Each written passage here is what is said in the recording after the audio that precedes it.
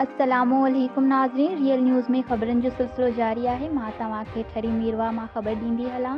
ठरी मीरवा तालका रिपोर्टर ख़ादिम अली सोलंकी। ठरी मीरवा जे ॻोठ मट जे रहवासी मुड़िस जे ज़ुल्मनि खां तंग थी ज़ाल किरन ख़ासकेली प्रेस क्लब ठरी मीरवा ॾांहींदे एहतिजाज कयो।